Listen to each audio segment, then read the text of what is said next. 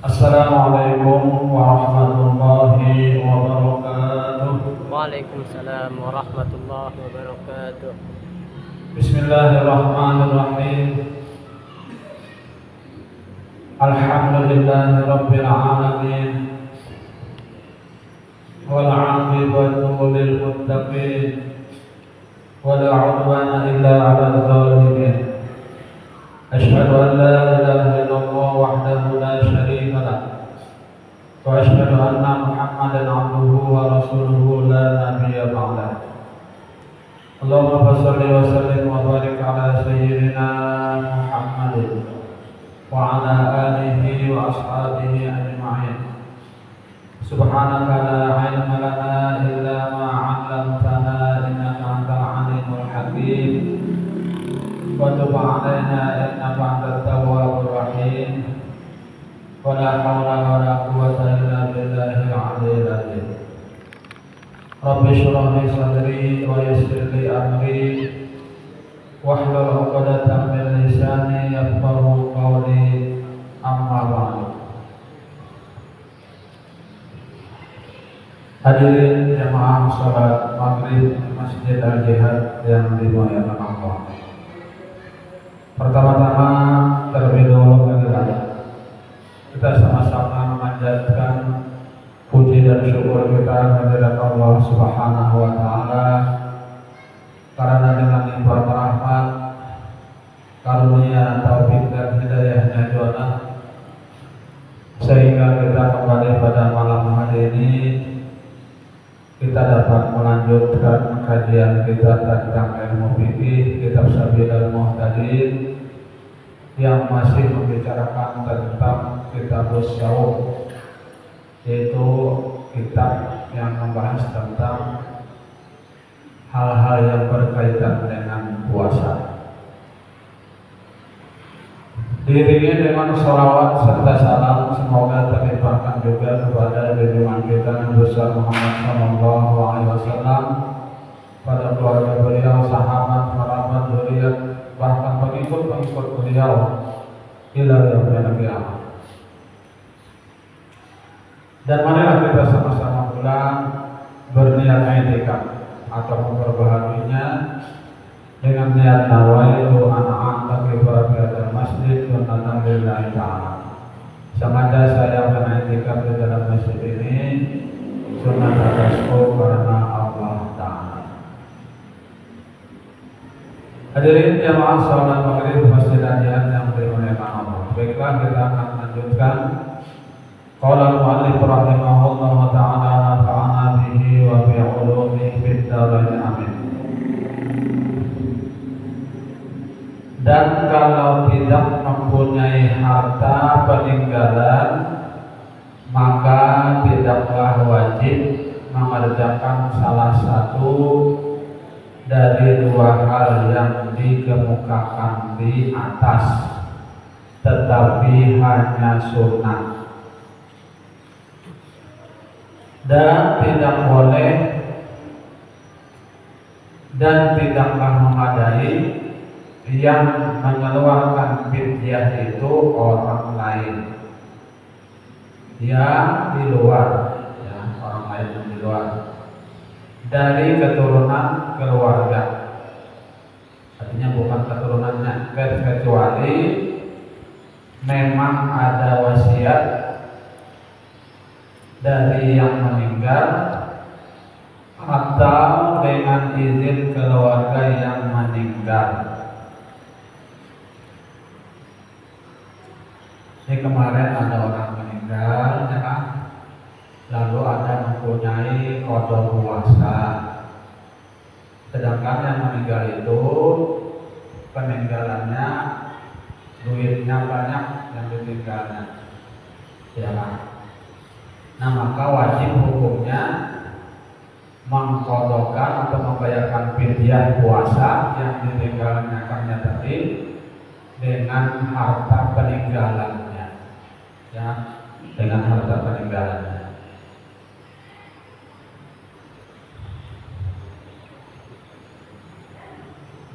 Tetapi kalau tidak mempunyai harta, yang misalnya yang meninggal karena bisian harta yang diwariskan.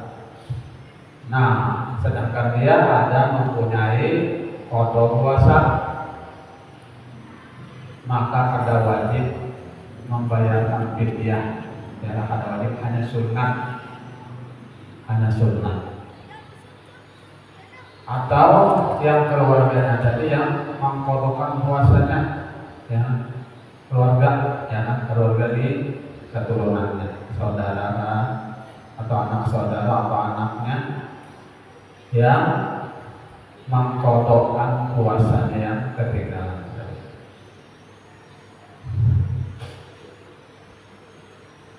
Tidaklah sah bagi seseorang mempuasakan bagi orang yang masih hidup sekalipun tidak mampu berusaha, baik karena terlalu tua atau karena sakit. Tidaklah sah, jangan ada sah juga, bagi seseorang mempuasakan bagi orang yang masih hidup. Jadi kalau orang yang masih hidup, ya kan, walaupun misalnya sudah tua atau karena sakit-sakitan orangnya, tapi masih hidup, itu tidak sah dipuasakan. Artinya orang lain yang mempuasakan.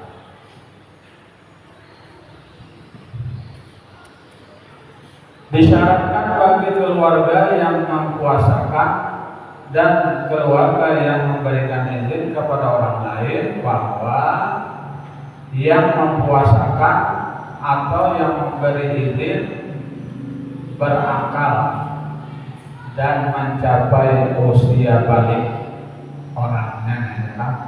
Harus sudah berakal dan balik. Balik itu ya berakal lah.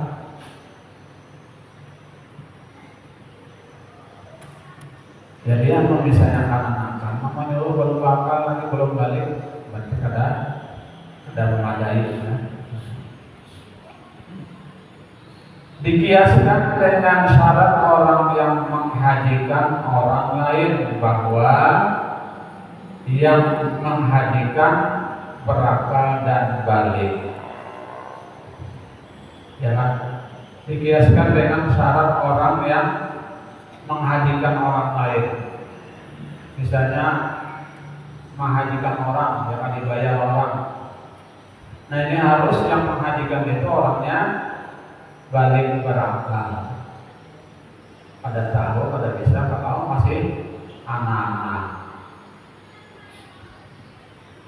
Namun tidak disyaratkan bahwa yang mempuasakan sudah mencapai usia rasyid. Karena orang yang idiot dan budak masih wajib mengerjakan puasa. Rasyid yang mana betul, yang sudah pintar.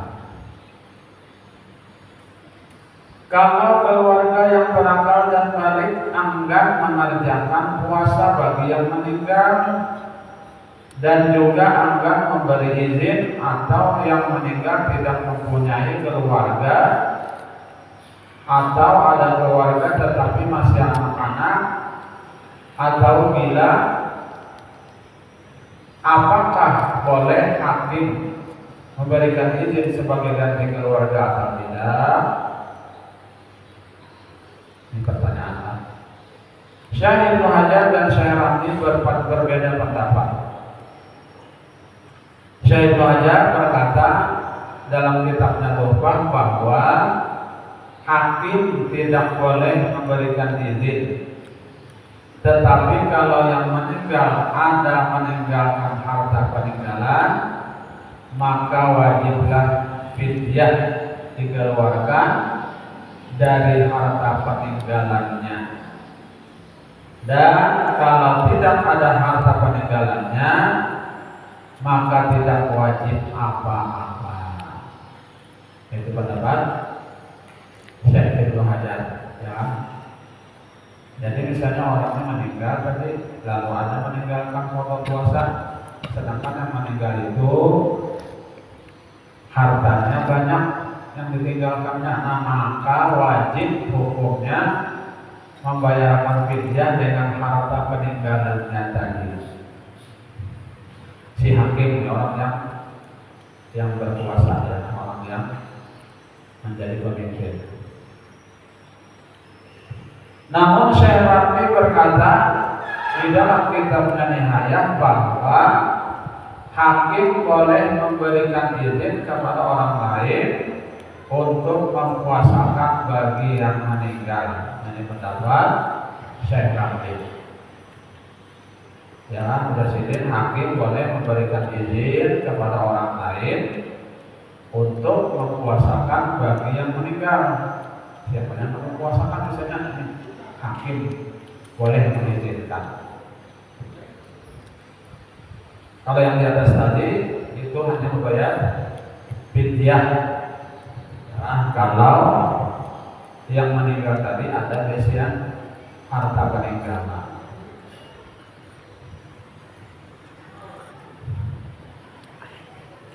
Kalau di antara ahli waris berbeda pendapat, ahli warisnya, sebagiannya mengatakan dikeluarkan fidyah dari harta peninggalan, dan sebagian lagi mengatakan dipuasakan saja. Maka yang dimenangkan adalah pendapat meminta dikeluarkan fidyah, karena para ulama sudah ijma bahwa fidyah dianggap memadai sebagai pengganti puasa. Berbeda kalau dipuasakan, ya, karena ada sebagian ulama yang tidak memperbolehkan. Ini misalnya ahli waris tadi kan, ahli warisnya ini berbeda pendapat. Ujar sebagian kita bayar fidyah aja, jangan ada aja harta sidik peninggalan presiden dibanyakin hartanya. Dan sebagian yang lain baik dipuasakan, terpuasakan aja. Jadi yang diambil, yang dimenangkan adalah yang pertama tadi. Bayar fidyah aja sudah, ya kan, ada kali-kali. Nah, ada aja peninggalan harta sebagai harta sidik, ya kan. Nah, karena bayar fidyah itu ulama sepakat boleh. Nah, tetapi kalau dipuasakan, nah ini sebagian ulama ada yang mengatakan tidak boleh.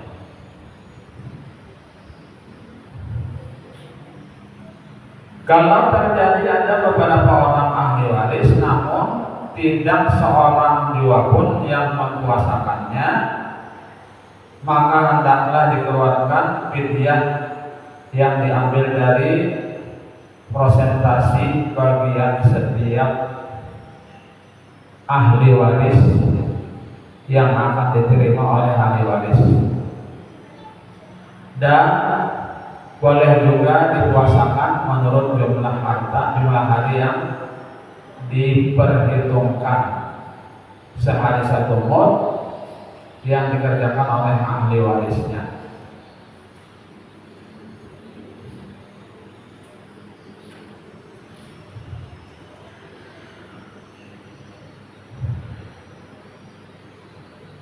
Kalau puasa yang tertinggal hanya sehari, maka tidak boleh dikerjakan setengah hari dibayar dengan fidyah, dan setengah hari lagi dengan puasa.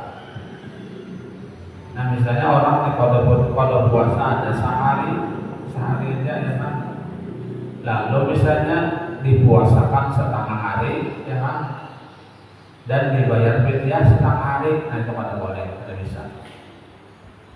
Ini hendak puasakan seharian pun, hendak bayar fidyah aja.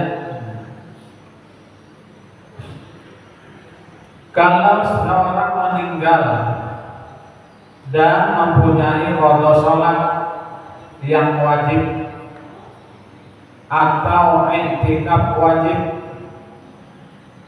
maka sholat qada dan i'tikaf qada tidak dikerjakan dan tidak pula dikeluarkan fidyah, yakni tidak memadai yang seperti itu, karena tidak ada hadis yang diriwayatkan dari Rasulullah dan tidak ada diriwayatkan dari para sahabat yang memperbolehkannya.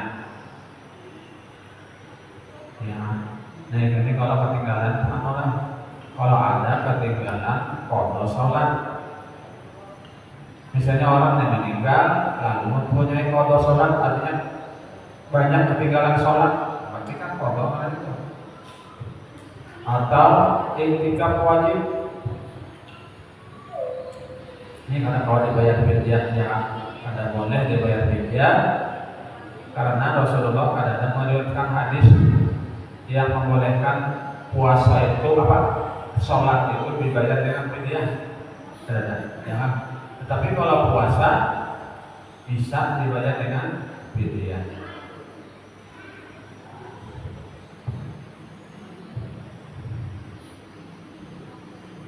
Inilah kaul yang terkuat dalam mazhab Syafi'i. Kaul yang terkuat, artinya ada fidyah untuk ibadah sholat.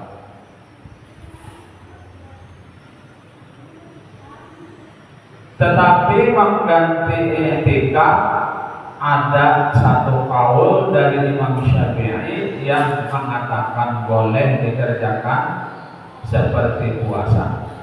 Ini kalau i'tikaf. Demikian juga ada satu kaul dari Imam Syafi'i tentang kebolehan dikerjakan sholat. Ya, demikian juga ada satu kaul dari Imam Syafi'i tentang kebolehan dikerjakan sholat, artinya sholat dengan sholat juga. Ya, ada misalnya ketinggalan qada sholat, bayar dengan sholat juga. Ya, ada sebagian kaul yang membolehkan. Baik yang meninggal ada meninggalkan wasiat atau tidak. Ya, sama ada yang meninggal tadi ada wasiat atau tidak.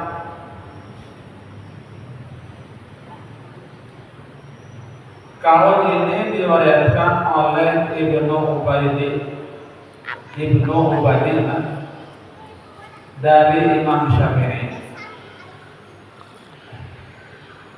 dan yang lainnya meriwayatkan ini dari Ishaq dari Abu, karena ada hadis pada mereka namun hadis itu dhaif. Dinukil oleh Ibnu Burhan dan kaul qadim yang mengatakan wajib bagi wali yang meninggal untuk mengerjakan sholat si meninggal. Kalau yang meninggal ada meninggalkan harta peninggalan yang dikiaskan dengan puasa. Ini ada juga yang berpendapat artinya boleh disolatkan, ya, mengerjakan sholat tadi untuk orang yang meninggal ada qada sholat. Ada qada sholat boleh disolatakan. Ya. Di samping pendapat di atas ada lagi pendapat lain yang dipegangi oleh sebagian besar ulama dalam kalangan mazhab Syafi'i yang mengatakan cukup dengan mengeluarkan fidyah sholat yang diperhitungkan satu mud untuk satu sholat. Ini ada juga ya. Sebagian besar ulama dalam kalangan mazhab Syafi'i yang mengatakan cukup dengan mengeluarkan fidyah sholat yang diperhitungkan satu mud untuk satu sholatnya. Jadi bayar fidyahnya satu sholat, satu kali sholat satu mud. Ini ada kawanan yang boleh.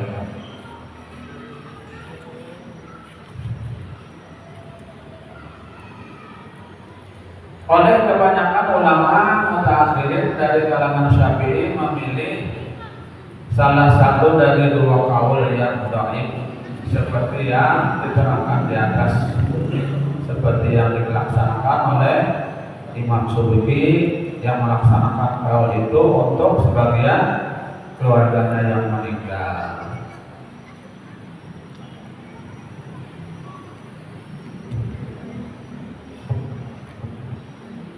Bagian yang kedua, wajib membayar fidyah dengan tidak membayar qadha bagi siapa yang tidak berpuasa Ramadan atau puasa nazar atau puasa qadha atau puasa kafarah karena adanya uzur yang tidak diharapkan hilang uzurnya. Umpamanya tidak mampu berpuasa karena sudah tua renta atau karena sakit yang tidak ada harapan lagi disembuhkannya, maka wajib dikeluarkan fidyah untuk setiap hari 1 mud. Karena Allah SWT berfirman, wa 'alal ladzina yutiqunahu fidyatun ta'am miskin. Al-Baqarah 184 yang artinya, dan wajib bagi orang-orang yang berat menjalankannya, yang berat menjalankan puasa tadi, jika karena tidak berpuasa, membayar fidyah, yaitu memberikan makan seorang miskin. Itu dasar Al-Qur'annya yang dalilnya yang membolehkan bayar fidyah. Tetapi kalau ia memaksa diri berpuasa, kendati pun dengan bersusah payah, maka puasanya sah dan tidak membayar fidyah.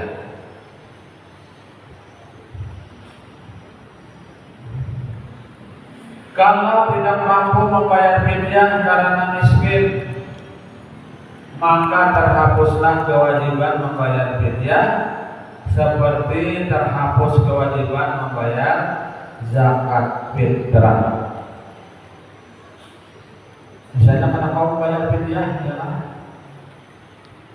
sudah tua renta, ya, pada kau puasa susah pulang-pulangnya, ya, ada kau lalu membayar fidyah, ya, pasal makan sehari-hari gitu, buang kahil istilahnya, nah, ada usaha membayar fidyah. Ada dalilnya dia.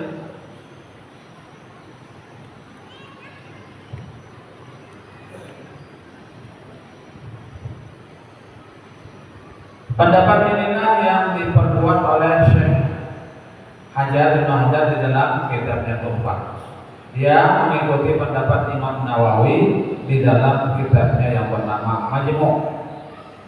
Namun yang diperkuat oleh Syekh Ramli di dalam kitabnya yang bernama Nihayah dan Syekh Khatib Syarbaini di dalam kitabnya Mughni, yang mengatakan tidak terhapus kewajiban membayar fidyah karena miskin, dan fidyah yang belum terbayar menjadi hutangnya. Ini ujar pendapat Syekh Nawawi, ya, Imam Nawawi dan Imam Ramli. Ujar sedikit karena bisa terhapus fidyah tadi, memang membayar fidyah tadi karena miskin, karena bisa di sini tetap menjadi hutang. Ini karena sebagian ini ya, hutang tentunya kita sudah tua renta, karena kalau puasa, yang misalnya miskin pulang karena berduit, ya kan? Nah, banyak menyandang hutang, hutang puasa. Nah.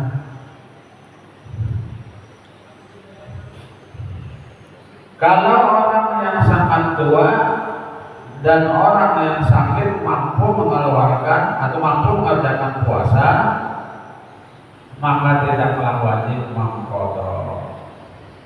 Ini disepakati oleh Syekh Ibnu Hajar, Syekh Ramli dan Syekh Khatib Syarulbaini dengan alasan bahwa fidyah diwajibkan semenjak semula. Karena itu cukuplah dengan membayar fidyah.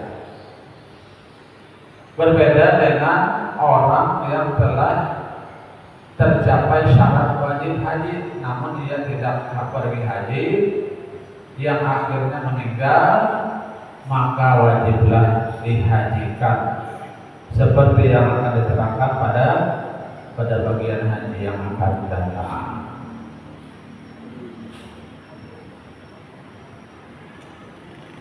Kedua, wajib membayar fidyah karena tertinggal fadilah waktu. Dalam bentuk ini ada dua macam.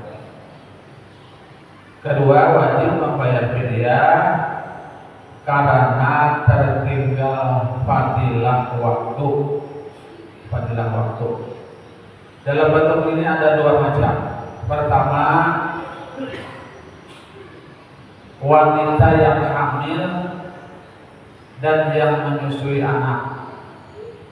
Kalau keduanya berbuka karena takut kandungannya gugur atau berkurang air susunya sehingga mengakibatkan sakit yang sampai memperbolehkan ia bertayamum, dan kalau kedua macam wanita tadi sakit atau musafir atau yang menyusui itu adalah yang menyusukan anak orang lain, baik dengan upah atau tidak, maka wajib keduanya membayar fidyah dan mengqadha puasanya berdasarkan ayat yang dikemukakan di atas.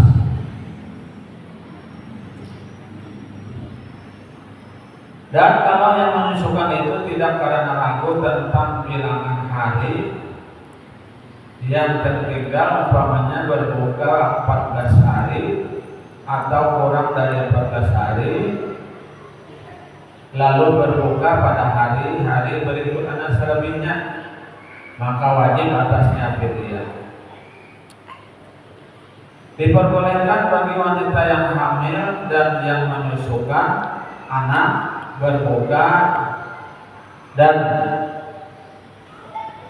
berbuka menjadi wajib jika akan mendatangkan kemudaratan kepada anaknya, dan juga berlaku bagi yang menyusukan yang mengambil upah atau tidak dengan upah kalau tidak ditemukan perempuan yang lain yang menyusukannya.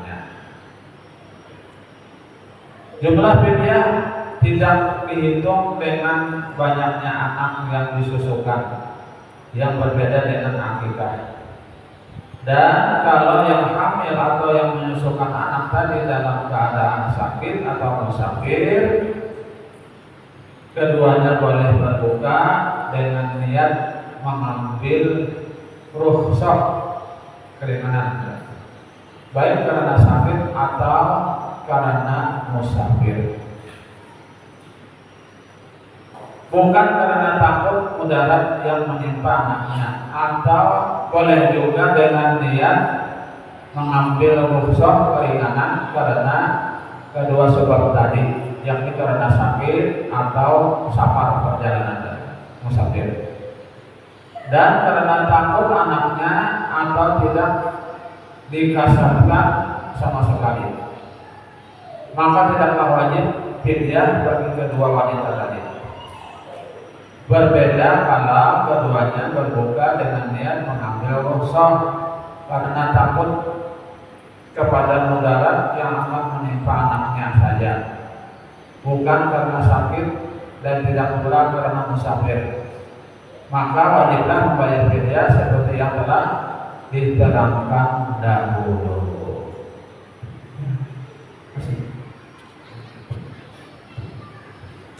Nah, kira sampai di sini dulu yang dapat perlu sampaikan. Mudah-mudahan ada manfaatnya dan mudah-mudahan Allah mengampuni segala dosa-dosa kita, dosa orang tua kita, guru-guru kita, dan keluarga kita, dan kaum muslimin dan muslimat, dan mudah-mudahan Allah Subhanahu wa taala mengabulkan segala hajat kita, baik hajat dunia atau hajat akhirat, dan mudah-mudahan Allah Subhanahu wa taala memberikan kegagalan pada husnul khatimah, husnul khatimah, husnul khatimah.